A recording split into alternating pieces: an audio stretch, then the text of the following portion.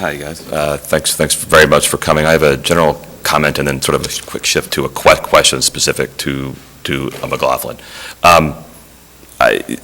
The turnaround, 3 years ago, this board mocked and insulted our superintendent. I think she's done a very nice job managing the turnaround process since then. The process itself is fraud. It's based on a grading system that is fraud. It's based on a governance system statewide in the state that's fraud. It is designed to stigmatize neighborhood schools. It is designed to stigmatize working class kids and ESE kids. It is designed to make it very easy to outsource them to places like Bridge Prep and Kingdom Prep. I really don't have a terrible problem with vouchers. Victory is a great friend of Polk County Public Schools. What's clear is that you guys don't even believe in it yourself, because if you did, you'd be applying this kind of standard and pressure to the 1,800 voucher schools that you supposedly oversee, that you're going to be giving our tax money to, my tax money to. Those kids deserve, if this is vital, I mean we've heard a lot of talk about urgency. If it's urgent, those kids deserve the same urgency.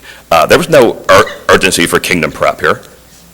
Those kids were cut loose on their own, and they're all coming back to us, and we will serve them. To shift very quickly, the Lake Wales issue is unlike almost any other in the state. We don't have a zoned high school in Lake Wales. If we were ever to do away with the zoning of McLaughlin, there wouldn't be a zoning there. I have an idea that involves zoning all of those schools and potentially allowing the Lake Wales Charter Organization to run it. Before he went on to greener pastures, Adam Miller seemed to think that was something that could be legally done. While I've got you all here in one place, something I'm going to be talking about a lot, I would love to get an opinion or a thought or set up some ability to talk about that.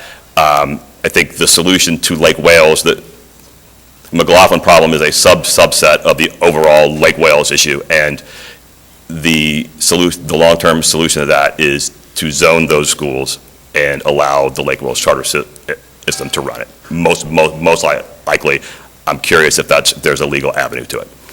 Thank you, Mr. Townsend. We will certainly keep that item for consideration that you presented. We have one more public comment card from Ms. Kate Wallace. Bless you.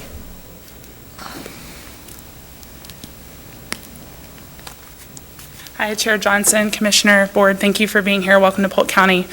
I'd just like to share that I am a Bartow native. I was born and raised in Bartow. I'm a product of these schools.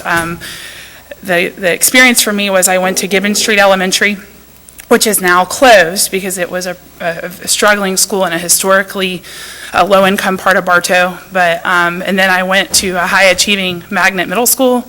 I also went to Bartow Middle, which has been a struggling school, but lately due to fine leadership under its current principal, it's on the up and up.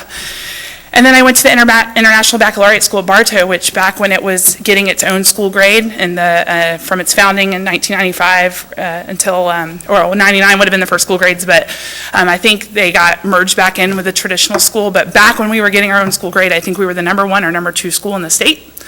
So I've seen the whole gamut, and I'm a big believer. I just wanted to say that there are a number of people and residents and business leaders and parents who do not agree for 1 second with some of the testimony you've heard from Polk County residents today, that believe in data-driven decision-making, that believe in robust choice for families, that believe that wealthier people should not be the only ones who have the right to choice when it comes to picking the best options for their families.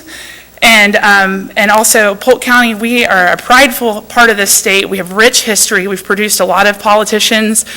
We have phosphate, citrus, all these rich parts of commodities, and I think we have a lot of pride about our athletics. We have a lot of pride about the things we achieve, but I think a dark spot for our community has been being a perpetual bottom feeder district academically, and a lot of us want to change that, and we know that we're capable of that, and we just appreciate. And I will just say, that but for eighth rev school grading and the provisions that trigger, we wouldn't even be having conversations about how to turn around McLaughlin. That was not happening prior to eighth rev school grading, and we would have just let them continue to fail and all the other schools continue to fail. So I'm appreciative of the process. It's not perfect, but I'm glad that the public is having conversations about how to stop failure. Thank you. Thank you, Ms. Wallace.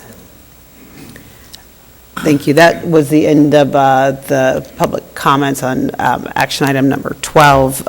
Chancellor Oliva, you're recognized for the next action item. Thank you, Chair Johnson. And as I begin to bring forth action item 13, I feel that I'd be remiss that if I didn't take a chance to thank the differentiated accountability team and the regional executive directors that have worked seamlessly with the superintendents in the districts that we've heard from throughout the 18-19 school year, so that the districts that had to transition from district managed turnaround to their first